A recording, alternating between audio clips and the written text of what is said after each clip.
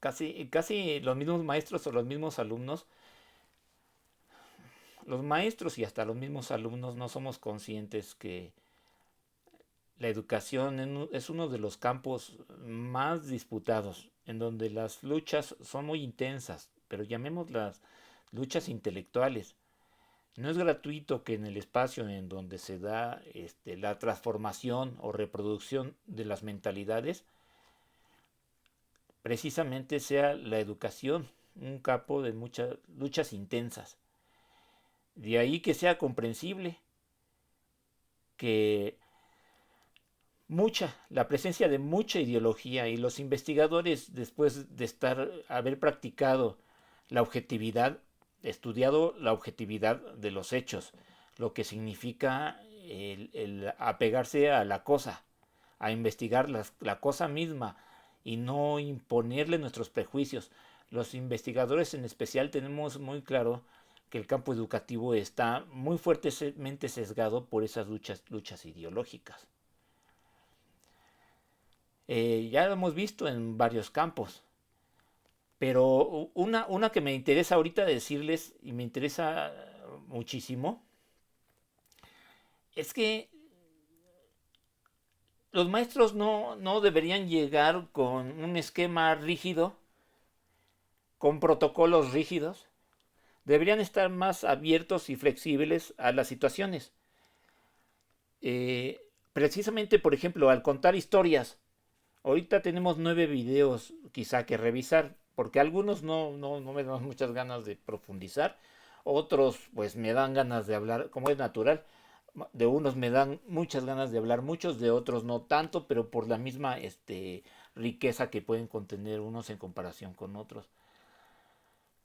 Pero no es para entrar con las historias ya prehechas o muy rígidas y con todos los protocolos. O sea, lo que yo les quiero decir es que enfrentar las situaciones de manera abierta, enfrentar las contingencias, lo incierto que se puedan presentar en las situaciones, aquí no son de aula, aquí son de aula virtual, quizá, pero yo voy más allá a las situaciones que en los videos vimos.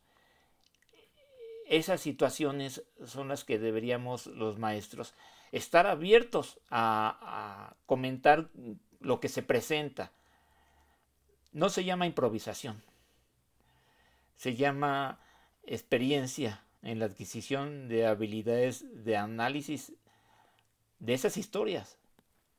Ajá. Ya había hecho mucho hincapié en esta lógica de que a través de reconstrucción de experiencias, de habilidades de experiencias, a través de diferentes historias, uno se va forjando cada vez más capaz no nada más de narrar, de formar la perspectiva y hasta de intervenir.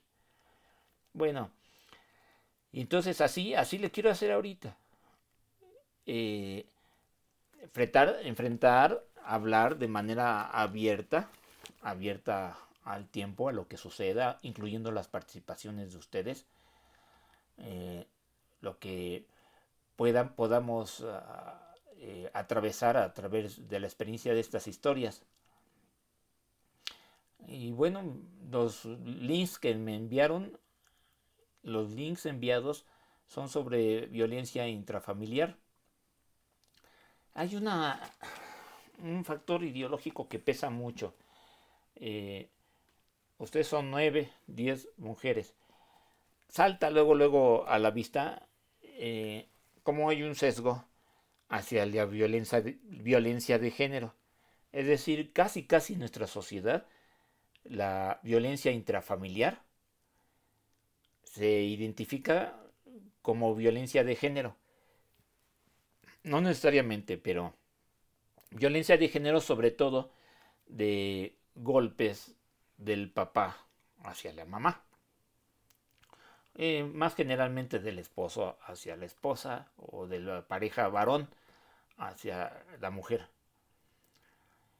Eh, pero la violencia intrafamiliar tiene muchos colores y a nosotros el matiz que nos interesa es toda la apertura posible a enfrentar los contextos en donde haya violencia dentro de la familia, toda la apertura posible. Es decir, pueden haber muchas diversas situaciones que rodeen el ambiente social del niño de violencia. Muchas, ¿no? Eh, una que llama la atención que yo creo que no se reflexiona. De por sí, fíjense, vean bien esto. ¿Cuándo daremos el paso hacia la violencia dentro de las familias, la violencia que afecta a los niños? ¿Cuándo daremos ese paso? Porque ahorita lo predominante es la violencia que afecta a las mujeres, sobre todo viviendo en pareja. Esa es la principal, la hegemónica, ya se hizo este, la principal. Si decimos violencia, y es una de las principales referentes que tenemos todos en nuestra sociedad, yo creo que a nivel internacional también. Pero ¿cómo desplazarnos? También hay otro tipo de tema que afecta al tema de los niños. Siempre se piensa que cuando pensamos en niños pequeños 0 a 3 años, tenemos que pensar en la mamá y el niño. Es decir, en relación, ya sea que esté arrullándolo, amamantándolo, jugando, cambiándolo, cuidándolo, agarrándolo de la mano si es que ya sabe caminar, estar cerquita de él. La mamá y la relación con el niño. Ese es eso, otro centro que habría que cuestionar. No podemos evitar que una figura ideológica predomine en el sentido común de la ideología acerca del niño. No podemos evitarlo. Pero mientras tanto no será visible el niño en sí. Es decir, ¿cuándo podemos ver el niño y todo su entorno? Ajá. Cuando pensamos en el niño y todo su entorno, nos contamina, por decirlo así, no es peyorativo, sino que nos sesga, nos tuerce la mirada las siguientes dos cosas. Uno, la violencia intrafamiliar del esposo a la esposa, y cuando hablamos eh, del niño más propiamente, nos tendemos a centrar más en la mamá, en la relación con el niño. Es decir, ¿y cuándo nos vamos a fijar en el niño mismo y con toda la apertura posible su relación con su contexto, ahí dentro de la familia? O sea, esto nos da una noción de cuánto todavía nos hace avanzar como sociedad para aprender a reflexionar propiamente los problemas de los niños de 0 a 3 años. Pero mientras eso sucede, vamos entonces a revisar. Fíjense, hay otra distinción muy fina, pero sí es necesario hacerla. La mayor parte de la violencia en los niños pequeños 0 a 3 años, la mayor parte, se da en su contexto. Una fracción, no me pregunten cuánta, pero no creo que sea la mitad o más, no creo que sea mayoritaria, es la violencia directa contra ellos. Es decir, si hablamos de violencia en el seno familiar, ¿cuál es porcentualmente mayor? ¿La que se ejerce directamente a los niños o la que se ejerce entre los mismos adultos ahí presentes? Sobre todo entre esposo y esposa, o mamá y papá. O sea, no es lo mismo analizar violencia presente en su contexto a violencia ejercida directamente sobre esos pequeños. Por supuesto que se pueden relacionar. La violencia entre adultos, como el ejemplo del niño de 2 años, cuya mamá salió un rato a denunciar a su pareja, lo dejó solo, ya los familiares ya habían escuchado que días antes que discutían mucho, que habían hasta golpes, y después ese día que salió la mamá a denunciar a su pareja, escuchan los vecinos al niño de 2 años chillando mucho tiempo, llorando mucho tiempo, gritando. Obviamente forzan la puerta, la ventana, entran, sacan al niño. Dicen que tenía hipotermia, se pasó agua encima, estaba solo por algún accidente que sucedió y gracias a Dios no pasó a mayores. Y entonces ya estaban llamando a las autoridades respectivas, los policías a las autoridades respectivas, creo que hay un departamento de Procuraduría General de la República, si es que se sigue llamando así, eh, donde tienen sus protocolos para recibirlos. Cuando llega la mamá y pues no alcanzaron a llevárselo, la mamá explicó todo eso, ¿no? Pero vean, esto es una de las formas en que la violencia presente en el contexto afecta, afecta de rebote a este niño de 2 años. Allí, de plano, hay una preguntota de what, ¿qué pasa con este niño de 2 años? ¿Qué pasa? ¿Cuáles son las repercusiones? Tenemos muchas preguntas, no dan casi información alguna. Nos quedamos en ascuas porque todo nos lo dejan a nuestra imaginación y yo creo que con toda prudencia, sobre todo detectando los símbolos que sean adecuados, los signos también, todos los signos y símbolos adecuados de estudiando el contexto, ¿qué es lo más posible que el niño estuviera viviendo en ese ambiente? Lo primero, 2 años, ya ha visto muchas violencia contra su mamá, ¿no? Es lo primero que hacemos. Contra él, ¿en qué forma? Todavía no sabemos. Lo único seguro es que sí ha visto la violencia allí, como hay golpes. Uh-huh. Entonces surge la pregunta, ¿cómo le afecta al ver eso? Lo primero que dicen todos, pues los repite con otras personas, los repite en el aula. Y entonces vean, no necesariamente es que los repita. No se acaba ahí el asunto. El niño se puede volver más introvertido, después se puede volver más temeroso ante el mundo y no que él mismo repita se puede volver más aislado, no que él mismo forzosamente, eso es nada más un síntoma, el repetir y pegarle también a otros compañeritos o todas esas actitudes. Eh, es muy delicado los posibles diferentes caminos, esa cuestión de los diferentes posibles caminos que el niño presenció, golpes de sus papás, los posibles caminos que va a seguir patológicos, son muy diferentes y muy sinuosos. Solamente se puede practicar esa predicción con una experiencia acerca de varios casos, pero ya de adolescentes o adultos, incluso niños más grandes, en donde pues algunos se vuelven delincuentes, otros no se integran socialmente por muchos complejos, otros entran en un círculo vicioso de una vida infernal. Entonces esas posibles caminos todavía no existen tipologías al respecto.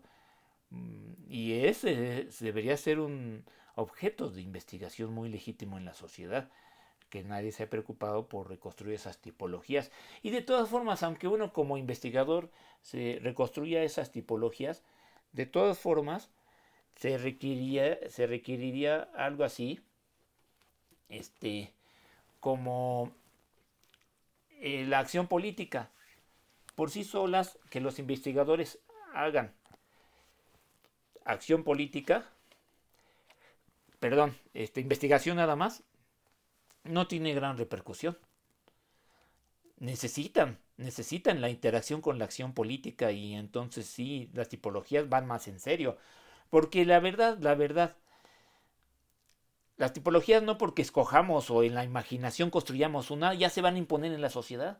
Sí, las pueden promover a nivel político una vez que las construyen los investigadores, pero no serán tan potentes como las que en la misma sociedad desde abajo se fermenten. A ver, para que me entiendan más. Aquí el problema es este. ¿Qué tipologías podemos construir acerca de las historias futuras que los niños dañados con violencia intrafamiliar, de presenciar la violencia alrededor de ellos, sobre todo de los padres, de papá y mamá?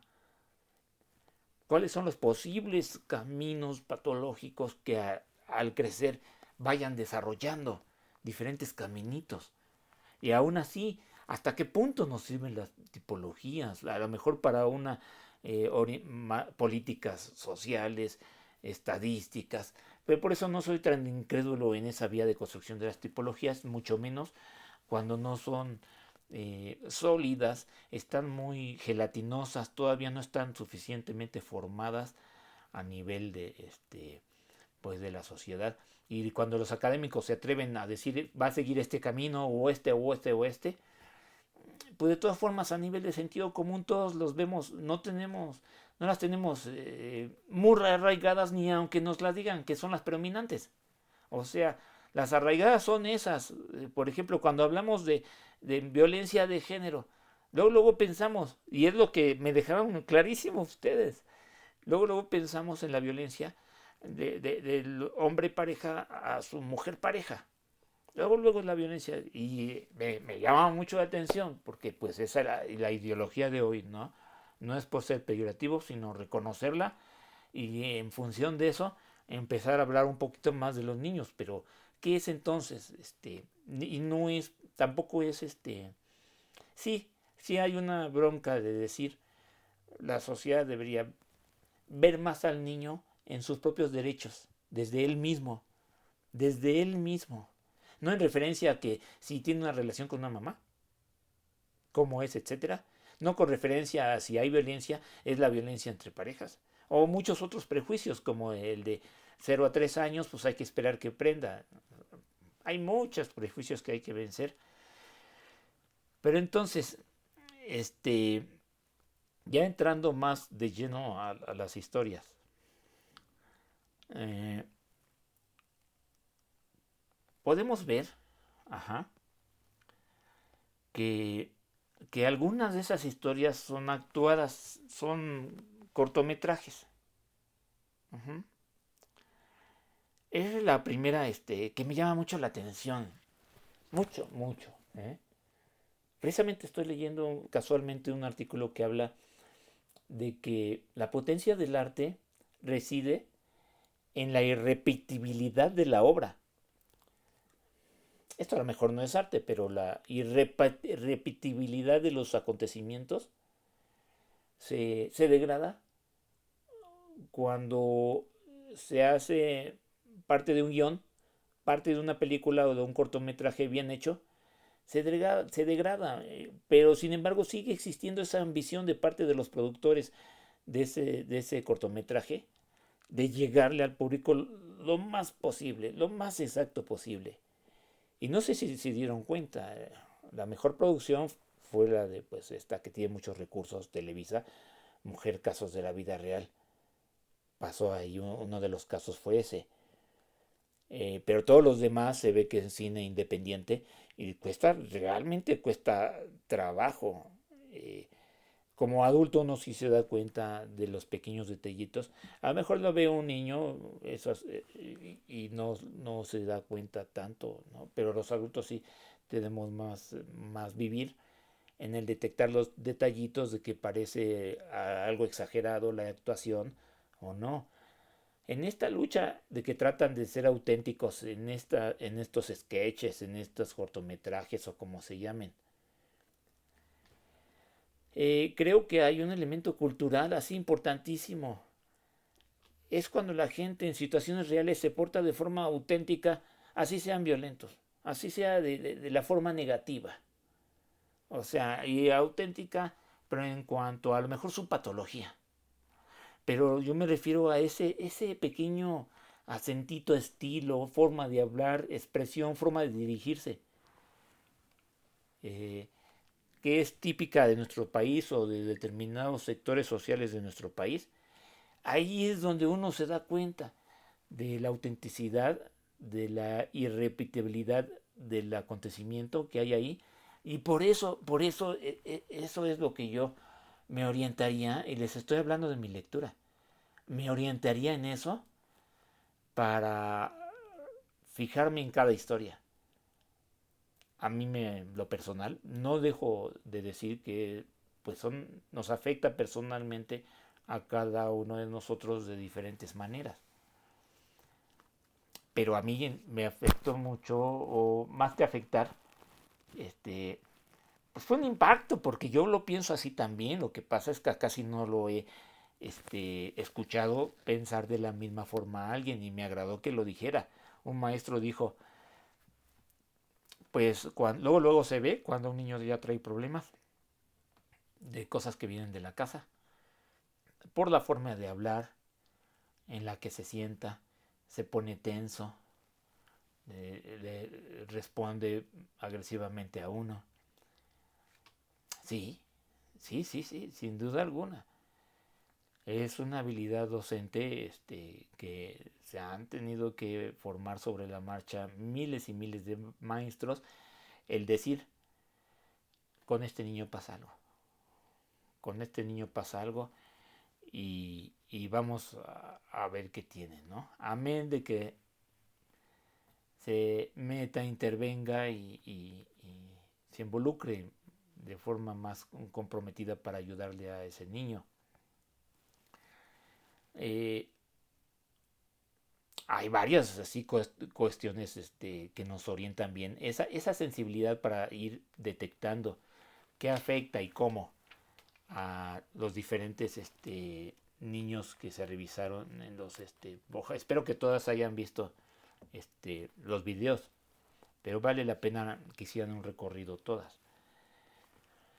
El otro ejemplo, no nada más que entrevistan, a mí se me hizo más vivo la entrevista, y son maestros que veanlos, están hablando frente a la cámara y están hablando auténticamente, y sus palabras son muy creíbles, pero cuando son sketches, cortometrajes, se vuelve más problemático, porque el mensaje que quiere dar el productor, quién sabe si fue artificial, y si fue una experiencia suya, hasta qué grado logra reproducir es ese algo auténtico que hay ahí que quiere transmitir.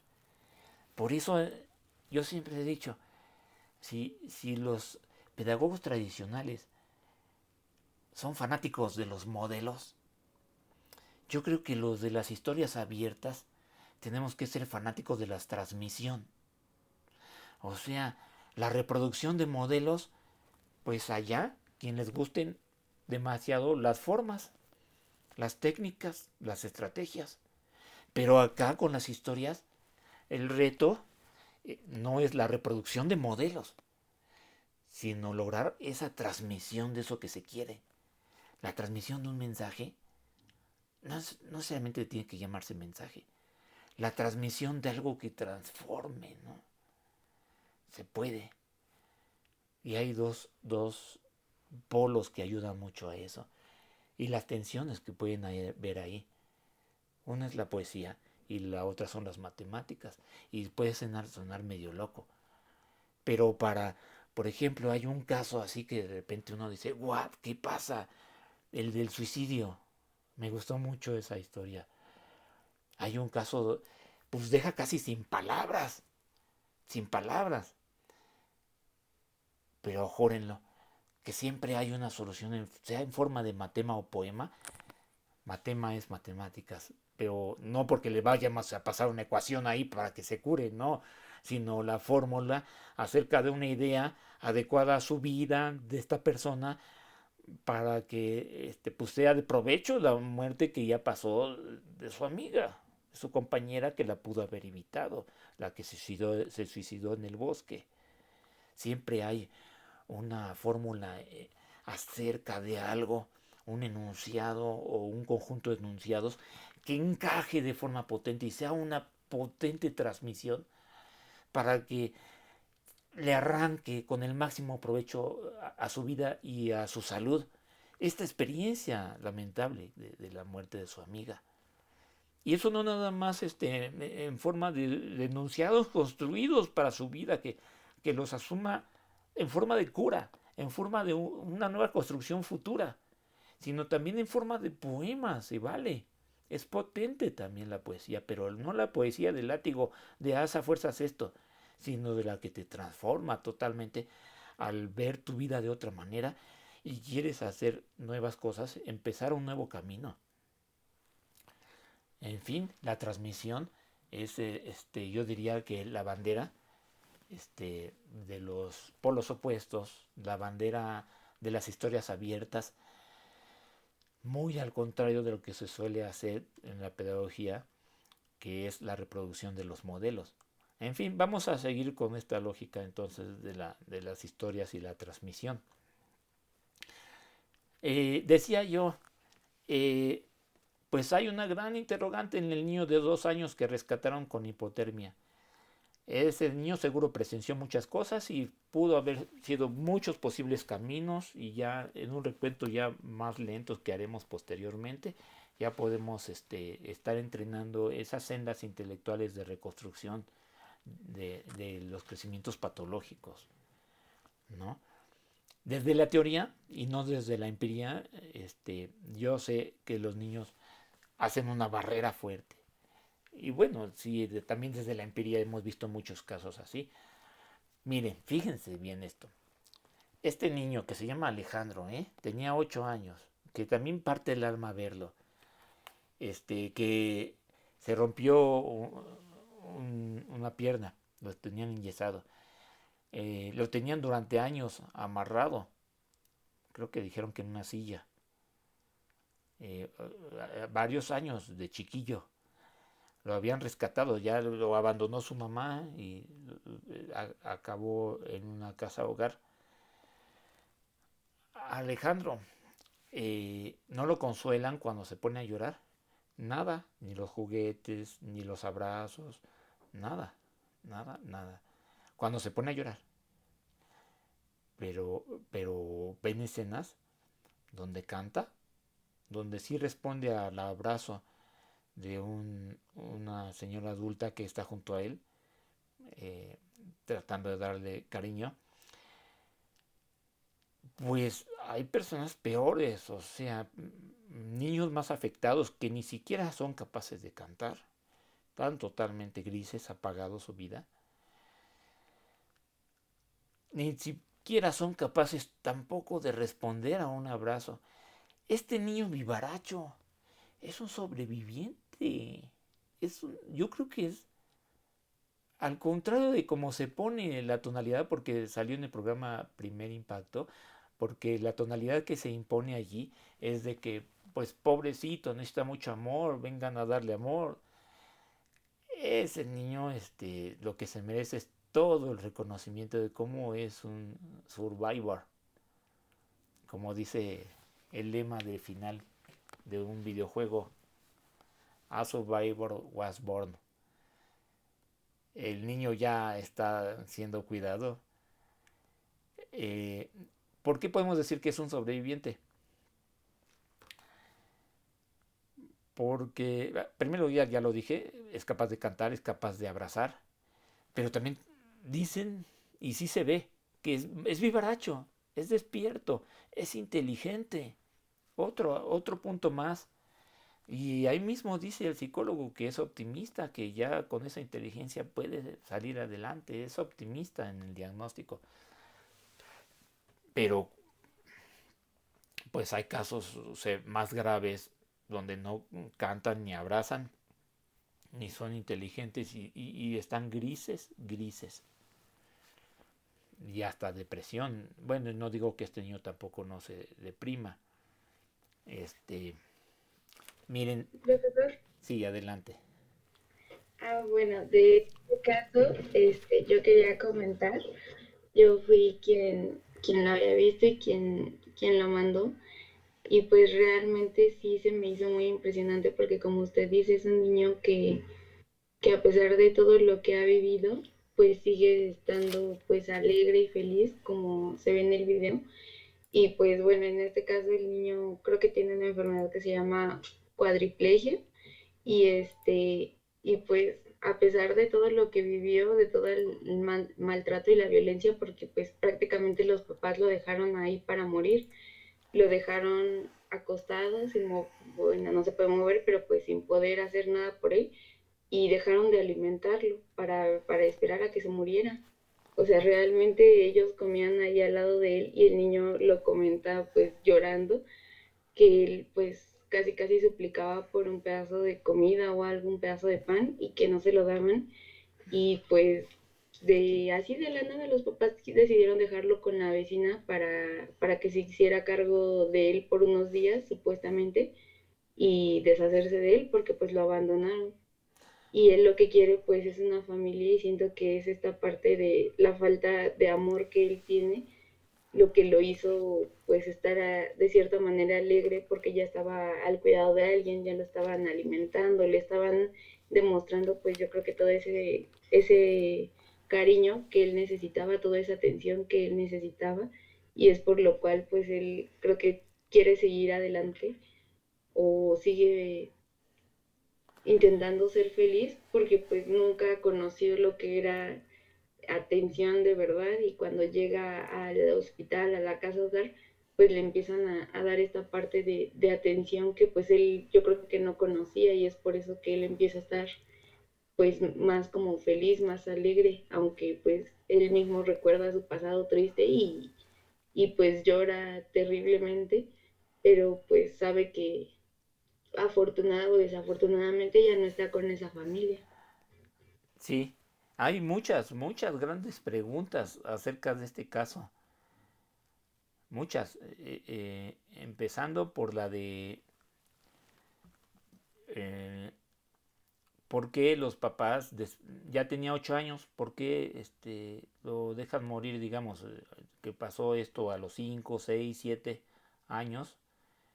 Pues si hubiera pasado desde los 3 años, ya pues no vive el niño. O sea, hay muchas preguntas, porque la otra gran preguntota es eh, cómo el niño eh, aprendió a tener un cariño de sí mismo, un sentido de valía propia. ¿Cómo adquirió eso? O sea, no tenemos esa historia, nos dejan en ascuas, pero no hay duda. Lo que sí no hay duda es una historia de pelear y decir yo valgo.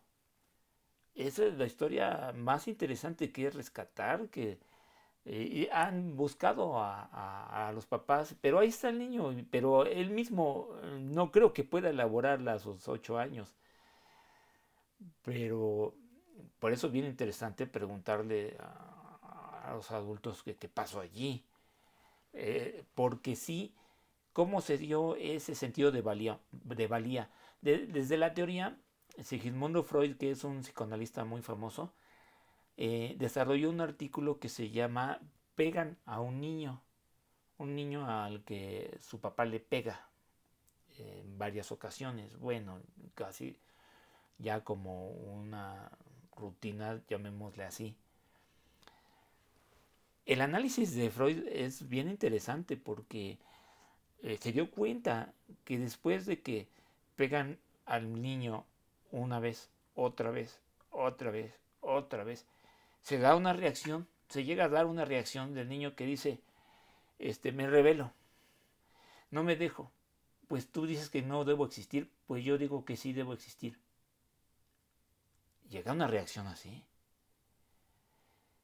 Claro que tiene que haber una base mínima de amor previo, porque ya vimos que los niños que no reciben abracitos, cariñitos, sobre todo recién nacidos, el calor humano, el calor de la madre, el calor humano tan indispensable, es un alimento de vida o muerte, ya lo vimos, se mueren si no son arrullados, si no son alimentados, bañados, cuidados, distraídos, jugados de, con amor, se mueren.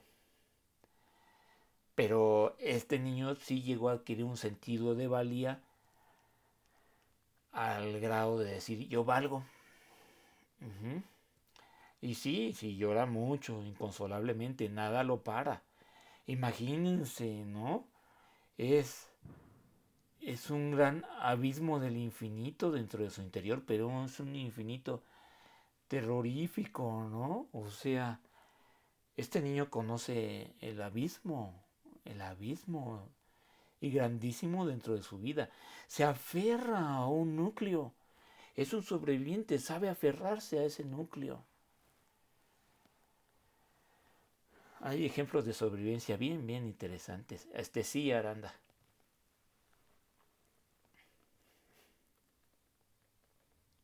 Oh, ¿no? ¿Está alzando la mano?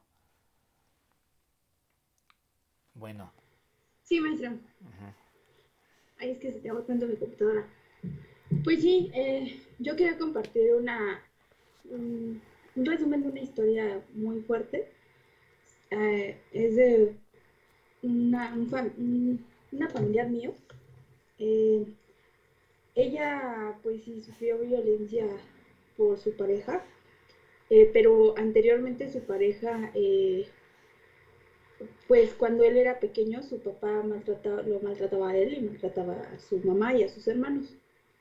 Eh, pues sí sufrió un maltrato muy feo, incluso ella mencionaba que su suegra le había dicho que su papá había abusado de él, pero pues bueno, eso no sabemos si sea cierto porque pues él nunca le dijo nada a ella, ¿no? Respecto a eso.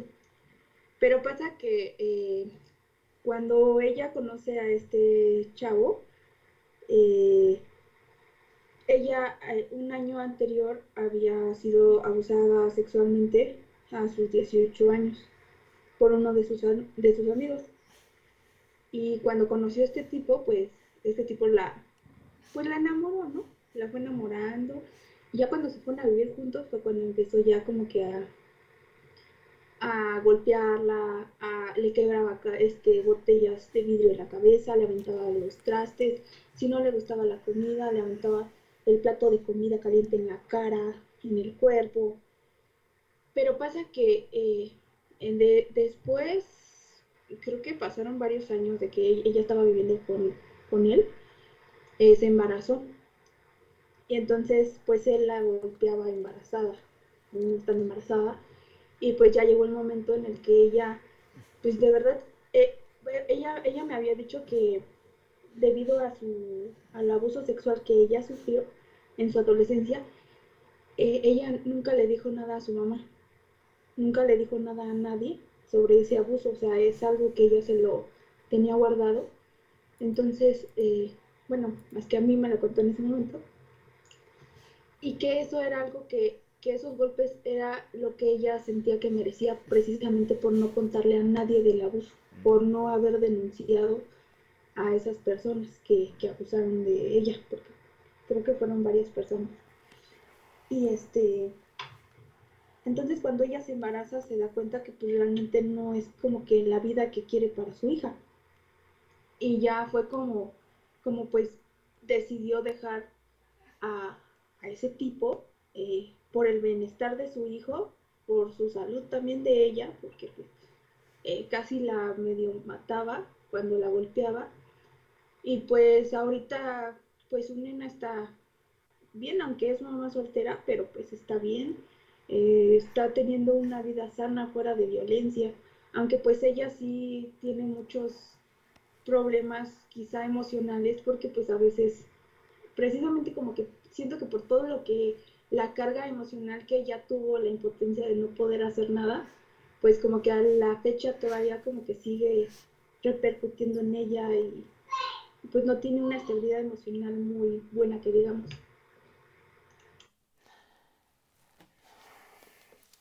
Los últimos 50 años nos han demostrado que todos estos últimos 100 años,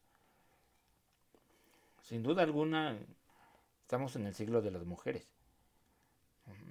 En un sentido donde las historias que sobreviven tienden a ese tono de lo eterno, tienden a la inmortalidad, a la trascendencia. No sé si se den cuenta, pero es como una luz que se proyecta al futuro y van a pasar 100, 200, 500 años. Y esta época, estos últimos 50 años que nosotros hemos vivido como contemporáneos, no como mexicanos, sino como seres de este planeta todos, dentro de 100, 200, 500 años, se va a recordar como los años de las heroínas, como de los años de las sobrevivientes. Son las historias, si se dan cuenta, que tienen mucha potencia el día de hoy. Bueno, la política ya quisiera tener esa potencia. Las utopías políticas están muertas. ¿Y quién iba a sospechar, no? Que uno de los discursos más potentes son el de las mujeres sobrevivientes. Yo creo que ustedes lo tienen que saber bien porque si ponen las antenitas ahí, van construyéndose su propia narrativa de ustedes y con mucho mayor razón en función de la defensa de los derechos de los niños. Es una luz que se va a proyectar y va a seguir viviendo muchos otros cientos de años. Es muy bueno todo el cambio que pasa. Y obviamente hay resabios, seguimos viendo muchas cosas, no es nada fácil. Para los mismos hombres, muchos hombres, no es nada fácil todos estos cambios, ¿no? También los hombres los vivimos, el siglo de las mujeres sobrevivientes, los vivimos a nuestras maneras. Hay por ahí chistes donde se habla de que pues un mundo con puras mujeres es mejor, ¿no? Hay muchos chistes bien curiosos, pero dejando a un lado eso, eh, este, retornando a lo de pegan a un niño, sea hombre o sea mujer, dice no me pegan, yo valgo. Y entonces a partir de ese poco o mucho amor que desde chiquito, desde recién nacido adquirió, pues tarde o temprano le dice detente. Alguna eh, vecina que yo, una persona que me enteré que pues yo ya sabía, le pegaba su esposo, yo estaba chico, pero todas sus amigas o compañeras, porque pues eran, pues digámoslo así, vecinas, le dijeron, ya no te dejes, pues mira tú tan grandota y él chaparro y te trata así. No, ponte. Pues un día agarró la escoba y al llegar él dijo, órale cabrón, vente, le entramos, éntrale. Y dijo, ¿qué te pasa? Así se espantó, se quedó de una pieza. Desde ahí, jamás, y con lo grandota y furiosa que se puso, pues ya de ahí se acabó la violencia. Ujú. Pero adquiere muchas tonalidades, yo veo, miren, si de alguna forma es cierto que si vivimos una época donde hay crisis existencial de para qué vale la vida, para qué el futuro, si ya se va a acabar el mundo, si nada más es un mundo muy material, donde los valores se van por el caño, etcétera, etcétera, etcétera. eh, si de por sí se les da un poco más de valor socialmente a los hombres en un empleo, y ahí hubo una injusticia en el empleo, en la vida pública, en la política, en las ingenierías, en la ciencia, y algo se abre para las mujeres, pero generalmente sigue esa desigualdad.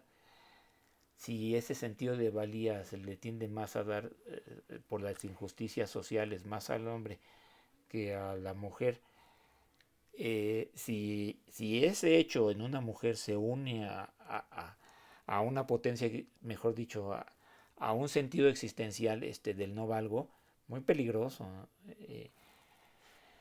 O sea, eh, o sea, la inferioridad en la que se ha durante muchos años colocado a la mujer, si llega a ser comida, tragada esa creencia y asumida en la existencia propia, pues muy peligroso ese, ese conecte, muy peligroso. Y luego se reproduce de las mamás a las hijas, que es el aspecto que no hemos visto.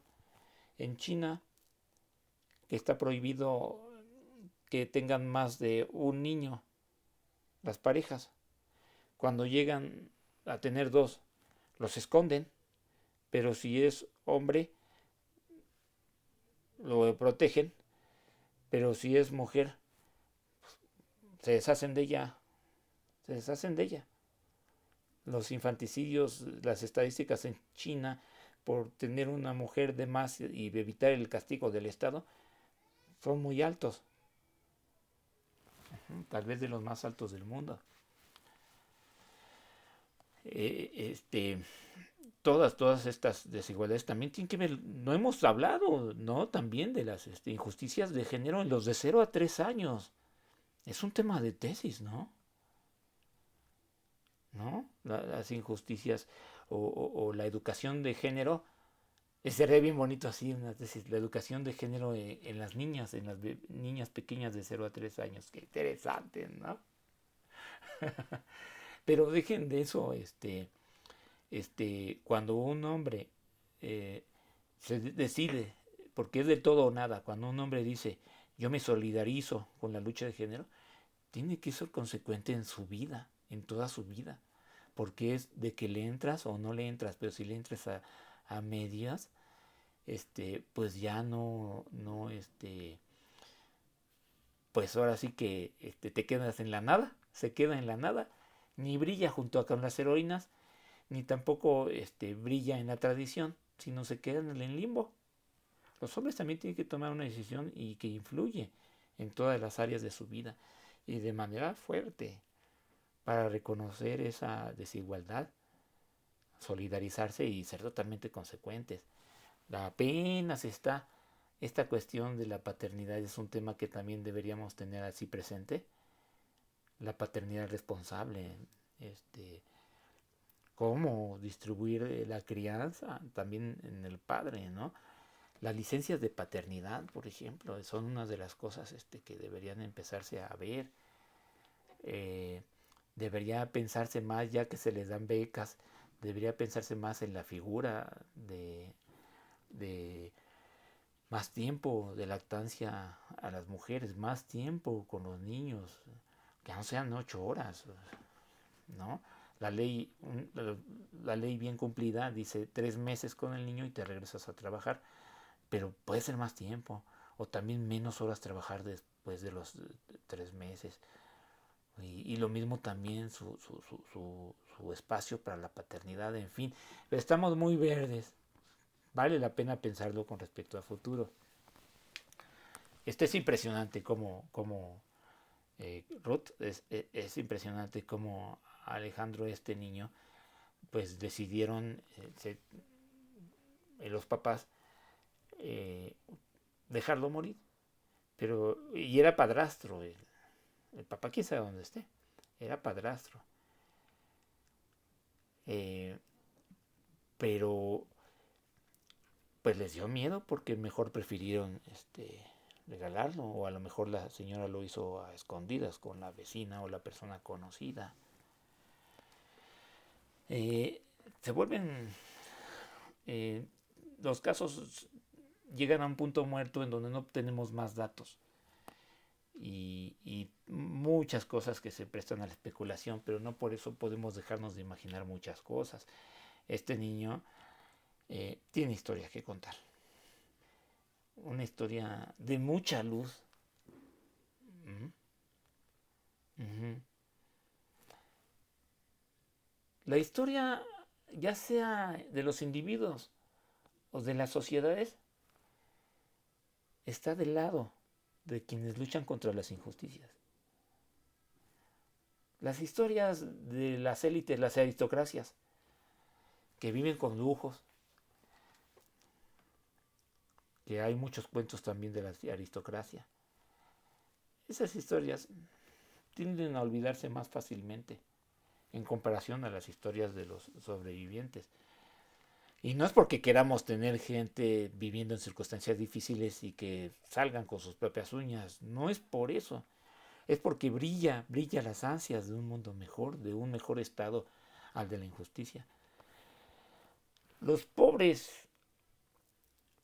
los migrantes, perdón, los pobres y los indígenas son los que más en nuestro país están viviendo la violencia. Hablamos de esos niños pequeñitos. Pequeños, esos niños pequeñitos. Entonces ahí tenemos gran parte del plato puesto sobre la mesa. Plato es una mala metáfora. Tenemos las cartas sobre la mesa, muy claras. En México, millones y millones de indígenas o cercanos a ellos, ya sea por la lengua o la raza o las costumbres, cercanos a los pueblos. Y luego agréguenle a ello la pobreza. Pues ya tenemos más de 50 millones. Y 50 millones en donde pues también hay en esos 50 millones ¿cuántos niños le podremos calcular? Si son 12 en total, podríamos tener fácil unos 5 millones ahí, fácil 5 millones o más 6, 7 millones de niños dentro de ese 50% de gente de etnias o de razas originarias o emparentadas cercanamente con ellas, viviendo en esas situaciones difíciles, esos niños. Eso es de considerarse, porque entonces uno dice, ¿dónde están? Pues en esas zonas extensas, en el caso de México, esta zona extensa, grande, Iztapaluca, Nezahualcóyotl, Chimalhuacán, o más acá en Catepec, Naucalpan, Cuautepec, o más allá, Coacalco, todas esas colonias, Martín Carrera, más allá, todo el sureste de la Ciudad de México es donde vive toda la masa de población, millones y millones más pobres de la Ciudad de México, están hacia allá. Los escenarios los tenemos. Allí están. Iztapalapa también. Ahí están. Y ya sea que estén más acá, más hacia la ciudad, en esas colonias populares, o más hacia allá, ya la carretera Puebla, o la carretera Hidalgo, Ojo de Agua. ¿Cómo se llama por allá? Bueno, no me acuerdo, un cerrito por allá donde hay yo me acuerdo que tenía necesidad de ir allá, y estaba haciendo mi doctorado. No recuerdo, es por donde estaba un reclusorio, que por cierto, hay casas en donde, me contaban, hay casas en donde viven cercano al cementerio, y la peste de los muertos, y como ellos no tenían piso, más que piso de tierra, pues la peste de los muertos se trasminaba de abajo del piso, ¿no? O sea, realidad es que uno dice, ¿no? Pero la tele lo saca así, como si fuera diversión, anécdota, no. Imaginémonos entonces todo ese contexto, ¿no? De sectores populares y no se le hacen caso. Por eso yo me emocioné realmente, aunque haya sido un cortometraje, de la historia del papá que se vestía de payaso y resultó ser un golpeador, y el niño estaba viviendo con la ilusión de que su papá era alguien bueno o alguien diferente al que tenía, al maldito que tenía. Me emocionó que sea pueblo, era pueblo. Ahí hay un gran valor que cultivar, el amor al pueblo. No es fácil de tener porque los medios de comunicación, todo el lenguaje de las mercancías, consumir, el estatus, la moda, la publicidad, nos alejan del pueblo. Nos alejan de su lenguaje, sus costumbres. El amor al pueblo, ¿qué es?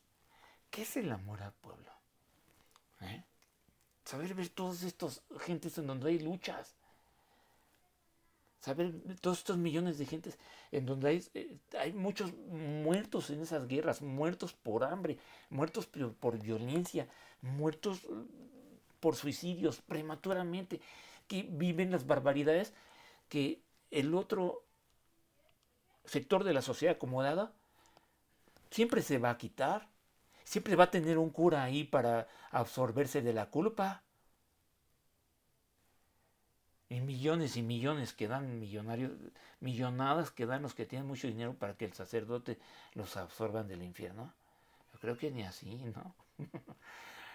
pero sabiéndolo ver a nivel de sociedad, pues son todos estos. No nada más es de la Ciudad de México. Pensemos en Monterrey, Guadalajara, Puebla, Mérida, eh, muchas otras ciudades. Ujú. Y las sus periferias, también con otros tantos millones. Y entonces no es tan difícil imaginar. Y luego lo rural, el ámbito rural también, ¿no? En donde también alguna vez me, me contaron, un amigo durmió en Nochistlán y pues le tocó dormir en una cabaña, y en el piso pues había ratas ahí caminando, ¿no? Para esa gente era totalmente normal, no juegues, ¿no? Durmiendo con ratas, era normal. Acá, cuando empezamos a entrar a esos ámbitos, vemos unas realidades que algunas de esas realidades nos llevan al horror y son consecuencia de todas las cosas mal hechas o la historia de la realeza frente a la historia de la plebe o del pueblo. Pónganlos en la balanza, las de realeza se vuelven chiquitas porque no tienen un elemento así bien importante, que es la lucha, el contacto con las realidades crudas y el decir, yo quiero existir. En cambio, las historias de la realeza es de que existen, pues porque otros trabajan para ellos. En fin, no sigo más por ese rumbo. Lo que sí hay que decir, que hay que tomarnos muy en serio, el amor al pueblo. Esto es importantísimo para las vulnerabilidades de la primera infancia en nuestro país, considerarlas seriamente, porque gran parte de ese pueblo está constituido por indígenas. Hay una serie de frases que también me impactaron, que pasaron por ahí. Si se fijan, las historias en mí me llegan más a través de momentos. Yo estoy aludiendo no tanto a historias una por una, bueno, salvo de esta de 2 años el niño y el otro de 8 años. Pero más que nada es a través de momentos. Hay unos momentos en donde dice, este, tratando de hacerse ideas o de encajar ideas en el propio niño, dicen, si te pega es por tu bien. Y le dice, me dolió más a mí que a ti. Vean, ¿no? ¿Qué? ¿Qué moral? ¿Eh?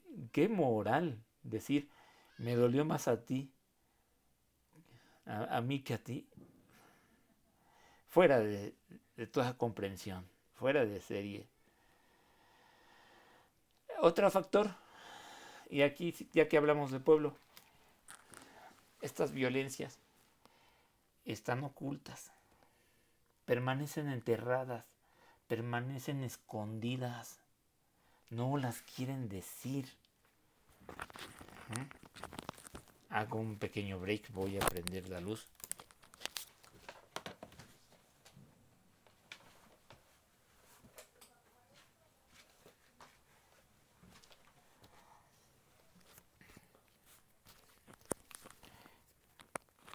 Es obvio, es obvio.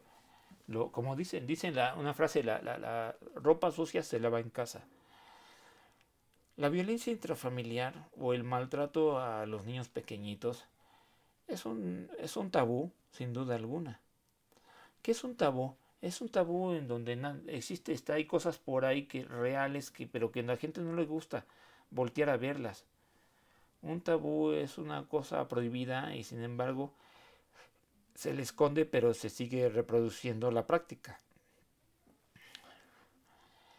Yo creo que como académicos, como investigadores o como interventores sociales sobre la educación de la primera infancia, lo que tiene que hacer uno es tener la habilidad de saber tener las antenistas puestas sobre estas realidades, saber desenterrar esas verdades, saber acercarse a la gente, saber dónde están, detectar los contextos. Es bien importantísimo detectar los contextos.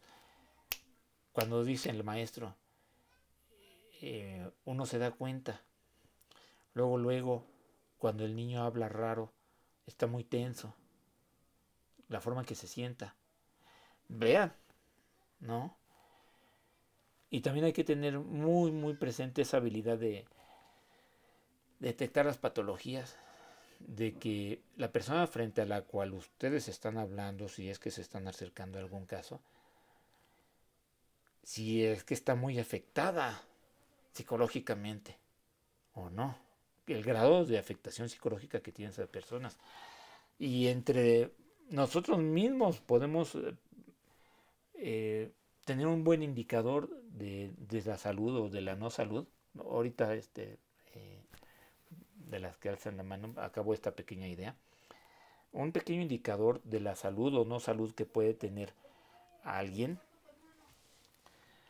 es el suponer que en sus fases patológicas hay un estancamiento, un encierro, una repetición, algo que no logran y van hacia a ese pasado cada vez, como la que dice que la golpeaban y pensaba que se lo merecía porque en su tiempo no denunció.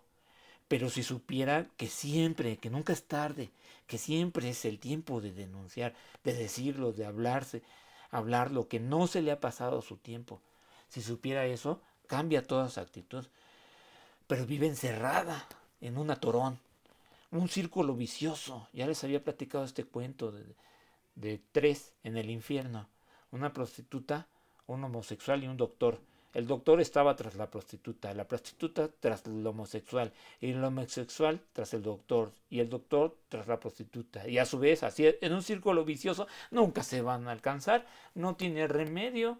Es una novela de Sartre.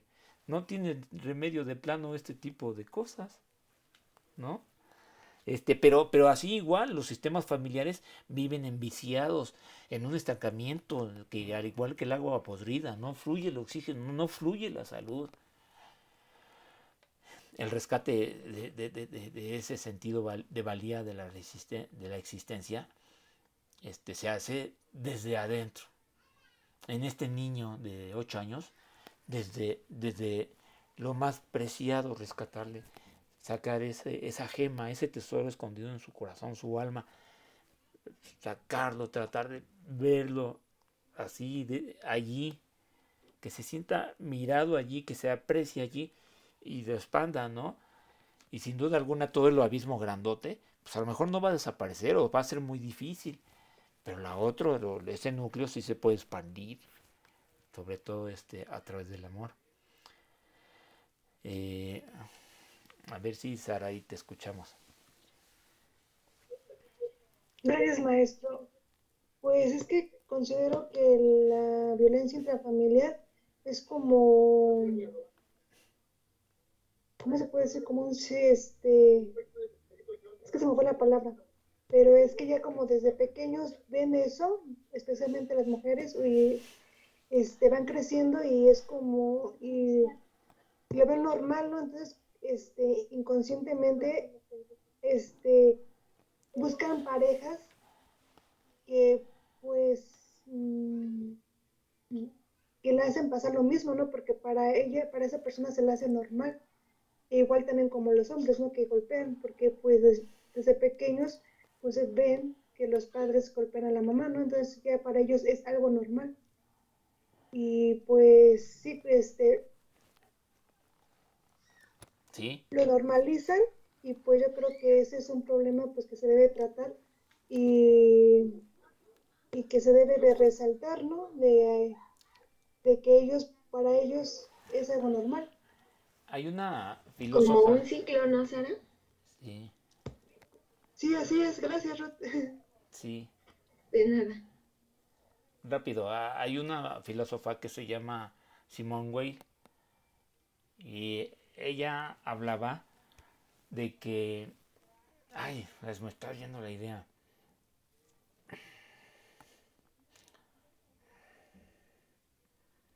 Ay, Simone Weil fue una mujer así que es todo un ejemplo de rescate moral, de la lucha por la valía Ahorita, a ver si me, ahorita a ver si llega la idea, discúlpenme.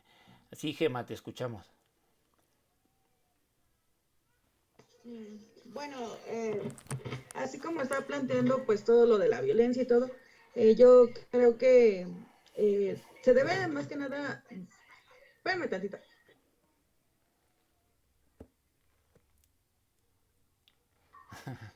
Se debe tratar todo eso y tratar de sanar a las personas que han sufrido violencia, ¿no? Porque de cierta manera a veces ellos mismos lo proyectan, ¿no? A lo mejor con acciones involuntarias, ¿no? Por decir, hay personas que a lo mejor y sufrieron violencia por alguien más y ya después esas mismas personas lo reflejan con otras personas, se puede decir, más vulnerables, ¿no? En este caso, si la mamá golpeó si el papá golpeó a la mamá se desquita con los niños, ¿no? O sea, como que es un tipo de desfogue. Y por eso esos niños cuando crecen, ellos buscan a alguien más vulnerable para poder hacerlo. Es como los niños que sufren violencia en su casa y lo reflejan con bullying, ¿no? Por decir, se vuelven personas odiosas, ¿no? Y dicen, ay, es que esto, es que el otro, ese niño no entiende. Pero no sabemos tampoco el trasfondo que también tienen en su casa, ¿no? Y lo hacen ver con violencia hacia sus compañeros, esa es una, y que ellos no tienen empatía con sus compañeros tampoco. Y por ende, también reciben el rechazo de sus compañeros, ¿no? O sea, y ellos se vuelve un bucle aquí, porque tanto en su casa reciben violencia como en la escuela la pueden recibir, pero ya no sería tanto como violencia, sino sería que los ignoraran, ¿no? O sea, que Sí, fueran ellos como apartados o hasta mismo rezagados o señalados, ¿no? Por sus acciones que están realizando. Y pues si también no se tratan, cuando sean grandes van a seguir haciendo así y van a seguir haciéndolo con otras personas, ¿no? Van a seguir, porque mira, muchas veces no sabemos luego lo que traen las demás personas y hasta ellos mismos están inconformes con su vida, se vuelven envidiosos de la vida de las demás personas porque nunca lo trataron, ¿no? Por decir, no van a afrontar que a otra persona le vaya mejor que a ellos, ¿no? En vez de que a ellos desde un principio se hayan sanado y disfruten lo que tienen, ¿no? Por decir, hay una película que se llama La familia del futuro, ¿no? Y el niñito crece con rencor, ¿no? Y dice, a mí siempre me odiaron y me rechazaron porque no ganamos. Y, y es el odio que él mismo se hizo de echarle la culpa a otro, ¿no? En vez de él asumir sus propios actos, de hecho sí iban y le decían, hola, ¿cómo estás? Y hasta pasan que el niño va enojado y va frustrado solo, ¿no? Y, y él cuando crece queda frustrado y le genera un odio y un rencor hacia otro compañero que logró pues muchas cosas, ¿no? Y él en su afán de destruirlo, pues hace muchas cosas, en vez de que él mismo se sane solo, ¿no? Y así sí, muchas personas con esto de la violencia, ellos en vez de sanarse o que nosotros que estamos viendo personas vulnerables con la violencia, en vez de ayudarlos a que ellos mismos se sanen, eh, podemos lograr muchas cosas para que ellos cuando sean grandes no sean envidiosos o no sean hasta cizañosos, no sé, o sea, muchas cosas tan feas que pueden sacar ellos y que en vez de que lo reflejen de otra manera, pues más sana ujú, y ujú. más íntegra. Pues sí, todos esos recursos lo urgen, porque es bien fácil caer en la historia de muchas historias tristes que nos hacen llorar, en el mero lagrimeo que nos desahoga de no sé qué traumas que tiene uno. Es muy fácil caer en ese discurso lastimero de pobrecitos y el mundo de cabeza y golpes de pecho. Es bien fácil caer en ese discurso lastimero. Como dices tú, bien lo dices al final de tu intervención, de verlo de otra manera, pensar de otra manera, buscarle. Los recursos culturales sin duda son muy escasos y de por sí los económicos son escasos, pues los culturales también. Ahorita vemos, nos detenemos que bien a ver qué es ese recurso cultural, que es precisamente la habilidad de tener esa otra mirada, que puede también analizarse de muchas formas. Un buen recurso cultural bien aplicado, bien rescatado, bien o construido para ayuda de ellos, que tampoco es así una cosa que se dé en mata. Ya me acordé, la frase de esta Simone Weil era de que no, para reproducir más de lo mismo, la lógica de la destrucción, la lógica negativa, la lógica de la depresión, la lógica de muerte, es bien fácil pues continuarla o continuarla de otras formas, nada más la misma gata revolcada, eso es bien fácil. El milagro, el verdadero milagro, es que desde unas energías que pues desde la nada, aparentemente de la nada o de la nada, surjan energías distintas y nos inviten a hacer las cosas de formas diferentes. Pero sí, yo lo veo eso como un caso extremo. Sí, sí es un milagro que de la energía negativa, y por ahí va más o menos la frase de Simone Weil, el verdadero milagro reside en convertir una energía negativa en energía positiva. Eso casi no se ve y son casi muy cercanos a los milagros o son milagros. Recursos culturales. Lo que nos ayuda mucho es estar en el límite de cómo sobreviven. Nos enseña horrores. Si el niño de 8 años fue sobreviviente, su historia nos enseñaría muchísimos. Aprender esos extremos, miren, son algo así como también entrenarse en las fronteras en donde ellos salen adelante, en donde agarran fuerza, agarran sentido de valía, esas experiencias. Pero así como ellos la vivieron y nos las platiquen. Claro que un niño de 0 a 3 años no nos puede platicar, pero nos la podemos imaginar.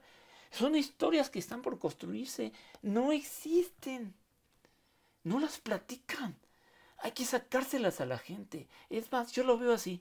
Cuando vamos a un trabajo de campo, por eso les di este libro de Taylor, de preguntar a la gente, pararse allí, ver cómo las convencemos, preguntarles de la forma más natural posible, con las preguntas aquí, con la confianza, con relajados también, que nos tengan confianza porque no tenemos malas intenciones.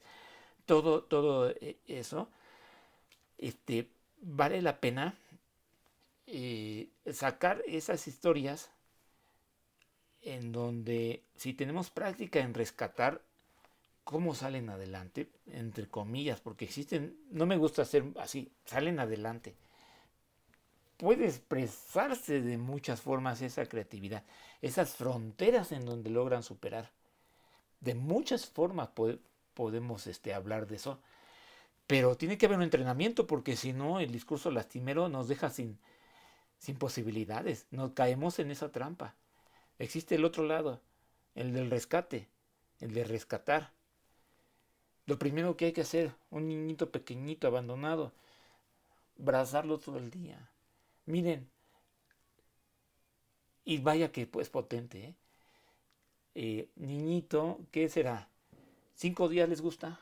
A ver, que los abandonan. Ahí he sabido de pequeños recién nacidos que no tienen ni 10 días y los dejan en el basurero, ¿no? Esos niñitos, o así tengan 10 días, 3 meses o 6. Lo primero, aparte de alimentarlos y el calorcito, los abrazos, el amor, ¿no? O sea, muchos andan perdidos, sí, es cierto, se necesita alimentarlos, se necesita calentarlos, bañarlos, pero el amor, ¿no? ¿Eh? Se solicita personal para arrullar niños, abrazarlos. Imagínense que alguien en el gobierno trabajara de abrazar niños, o sea, y es totalmente factible y realizable, pero es que de repente tenemos una mente pequeñita, pequeñita. Pero imagínense que hubiera ahí personal especializado contratado por el gobierno del Distrito Federal que dijera, los niños que vamos a encontrar recién nacidos o bebés en los basureros o donde los abandonan, ajá, porque los abandonan en todos lados, hasta en una casa que tocan, pues contratamos gente a que les dé amor. ¿Qué significa eso? ¿Mm? arrullarle, cantarlo, cariñito, el más posible. Y auténtico sobre todo, ¿no? Sobre todo auténtico. Si no, no sirve, ¿no? ¿No? Entonces ya se imaginan, uno, después el otro, ya está, después el otro. No, se construye algo que se llama apego, ¿no? Yo creo, no sé, es una cosa que ha permanecido ahí suelta en la sociedad. Y yo los protocolos, ¿cuáles son los protocolos de la Procuraduría General de la República? Los protocolos de la Procuraduría de Justicia del DF. ¿Cuáles son los protocolos de cuando saben de niños abandonados o maltratados? ¿Cuáles son? ¿No? ¿Verdad? ¿Verdad? Para que tuvieran más difusión. Yo me sé, pero los de la Secretaría de Educación Pública, lo que hacen cuando se enteran de que hay un niño maltratado, ¡pum!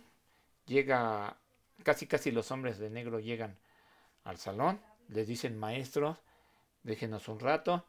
Aparte de interrogar a toda la escuela, ¿eh? Se quedan con un grupo, y si es personal especializado de la SEP, se quedan con un grupito, y en este caso que yo me sé, es niños de 6 años. Y entonces les distribuyen hojas, y la primera pregunta que le hacen en esa hoja, a los niños les dan la instrucción. Hay 3 caritas, una carita feliz, una carita normal y una carita triste.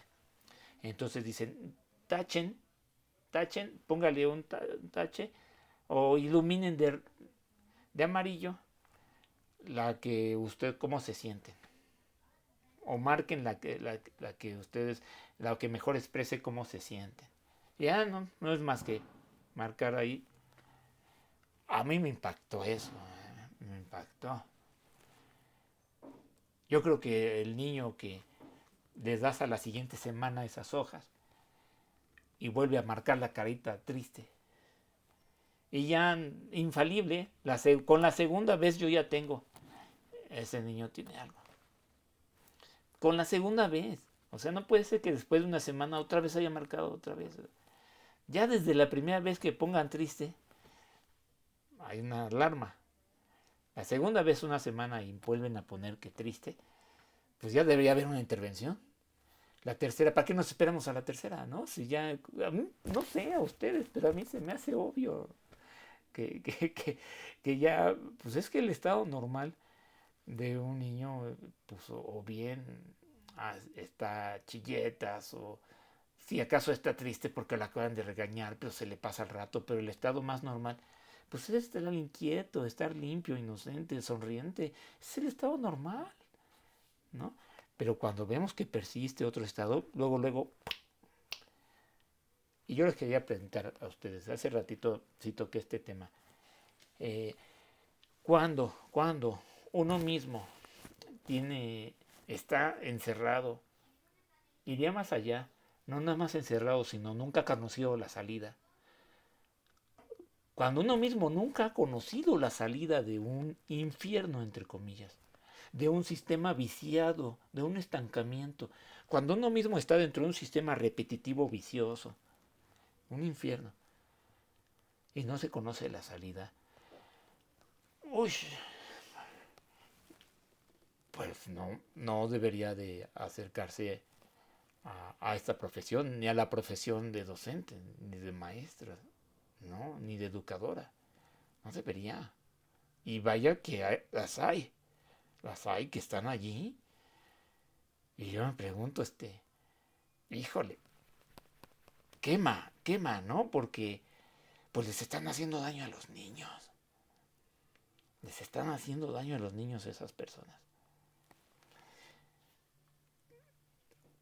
Primero entonces hay que aprender lo que son, aprender a mirar esa jaula. Y ya si sabemos mirarla desde fuera, es que ya salimos. Cuando nos damos cuenta, ya lo vemos como una jaula, ¿no? Hay gente que quiere salir de esa jaula y no la dejan. Como el relato de la persona que fue a una asociación y le ofrecieron, la golpeaban y hasta la obligaban a perdonarlo. Oye, ¿qué es eso, no? Pero sí existe eso. Sí. La primera de ustedes que ve eso, y cualquiera de nosotros debería decir, no manchen, ¿cómo? Encima de eso, perdónalo. Ay, este, esta persona ya después se acercó a una organización de asesoría legal y con toda la seguridad, me recuerda el caso de esta que fue abusada sexualmente por Rix, el youtubero, que por cierto acaba de salir en libertad condicional, pagó una fianza, con la condición de que públicamente pidiera disculpas. Yo no he visto ese video, por cierto, si ya lo hizo o no, no he visto esa disculpa pública que ya hizo. No sé si se sepa en ese caso. Y estos son de acomodados, o sea, niñitos fifís, medio fifís, porque tampoco tienen $2 millones. Este, a lo mejor uno o dos a los más ricos, quién sabe, lo dudaría. El caso es de que pues pertenecen a todo un grupito de youtuberos famosos y ella allí convivía con otros y en una fiesta ella se despertó, le dieron algo de tomar y cuando se despertó Riggs la estaba tocando. Y entonces ella se enojó, le dijo, te vas a arrepentir, no hagas eso, ¿no? Y lo forzó a parar. Y ya se levantó y se fue, pero vivió con esa culpa porque decían, se reían de ella. Vivió varios, pues algunos años así, fuertes, donde se burlaban de ella. Y después tuvo la valentía, no me acuerdo cómo se llama esta persona, tuvo la valentía de denunciarlo y lo metieron a la cárcel. Natalia, profe. Natalia, sí, ¿verdad? Sí, bueno, en su página está como Nat Campos. Bueno, en Eso, su esa. canal de YouTube. Ajá, es Nat Campos, exacto. Una historia impresionante. Impresionante, porque lo primero, este, me veo ridícula protestando por esto, ¿no? ¡Jole! Y mira, yo creo que es precioso que tengan a otras mujeres ahí que dicen, te ayudamos. Y vaya, no, hueso colorado, no las feminazis, ¿no? No, no, no. Acá de que se ponen las pilas y la protegen bien. Así igual en Colombia se encontró una asociación y fue empoderados. Se empoderan muy fácil. Esas mujeres que logran nada más tener ese brazo, ese apoyo, que la rescaten. Con eso es suficiente porque ellas sí quieren salir, ellas sí se saben encerradas.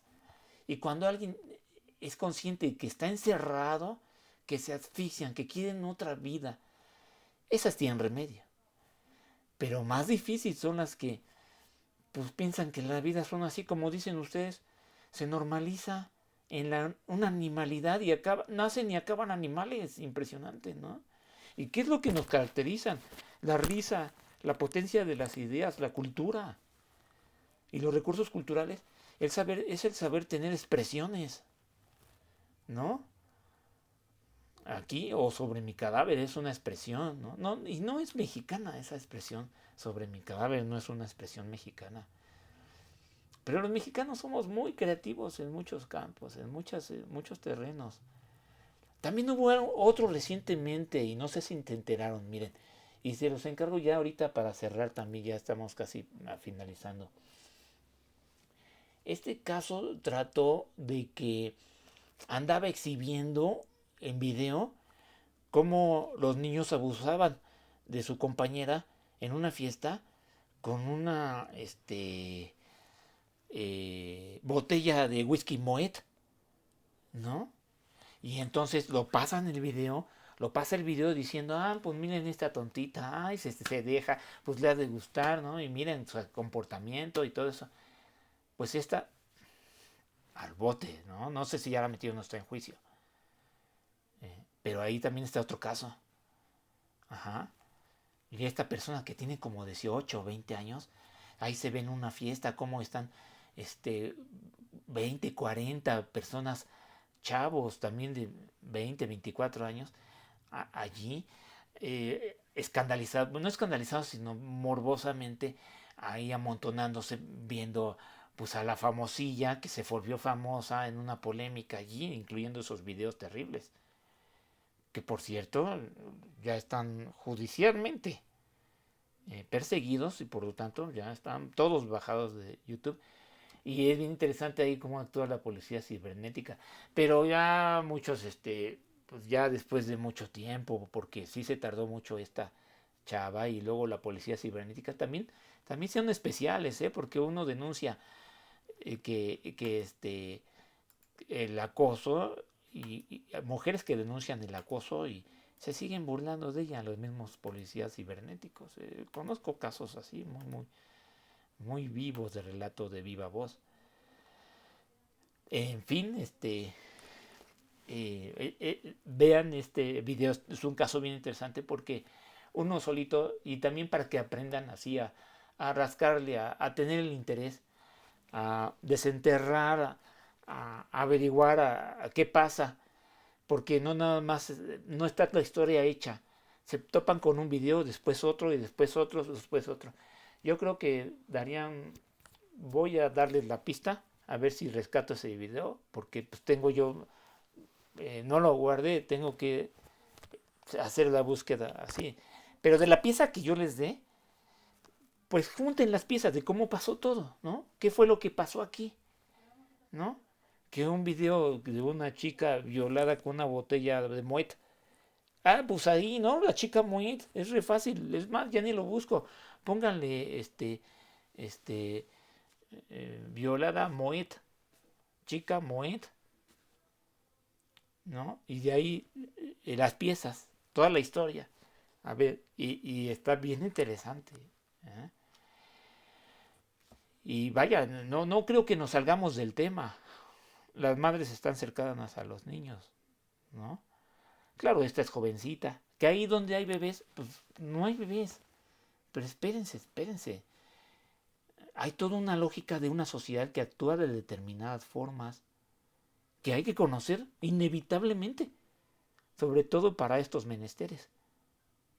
Ujú. Cómo actúa la Procuraduría, cómo se hace mensa la sociedad, cómo es el pensamiento machista, cómo de repente se le distorsionan las cosas y si sucede con las mujeres, también sucede con los bebés. ¿Verdad? Todo sea para, pues, saber levantar la voz ahí donde la mayor parte de la gente o buena buen porcentaje de la gente se hace pascuata o a fuerzas quiere pensar las cosas de forma distorsionada, pero en busca de esa actitud de que no sabemos el remedio y estamos entrenándonos en esos remedios.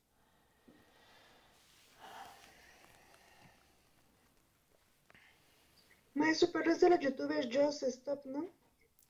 La Ah, que, ah, sí, la que tiene el video de la muchacha. Joseph Stop, sí, sí, esa fue la acusada, ¿verdad? No sé si la metieron en la cárcel.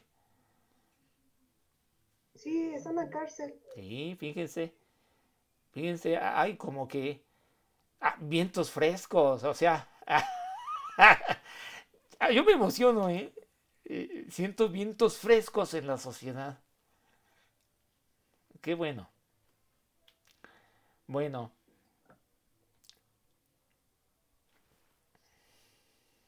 nadie sabe de Just Stop, de ustedes. No.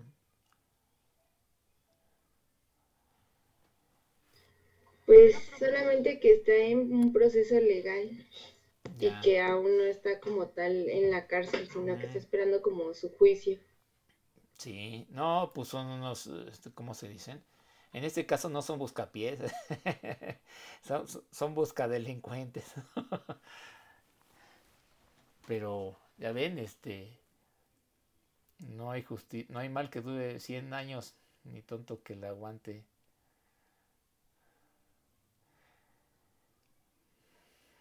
Bueno, pues ahí lo dejamos, entonces, pues nada más quedamos así, búsquenlo ustedes mismos y no lo dejen de tareas, sencillamente lo traemos como una cosa a discutir, esta cuestión en la lógica de la reconstrucción de las historias, a ver qué tanto averiguaron bien, hasta qué profundidad, qué tanto pueden reflexionar de todos los problemas que hay al intentar involucrados allí, porque hay muchos problemas allí.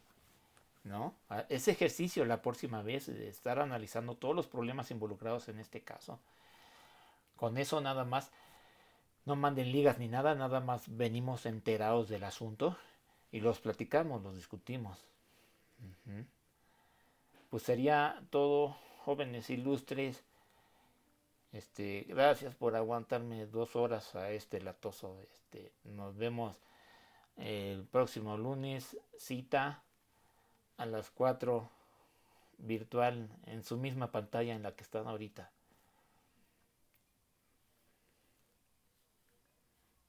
Gracias, Sí, maestra. maestra, muchas gracias. Sí, el lunes a las 4. Que les vaya Muchas bien. gracias. Bye. Bye.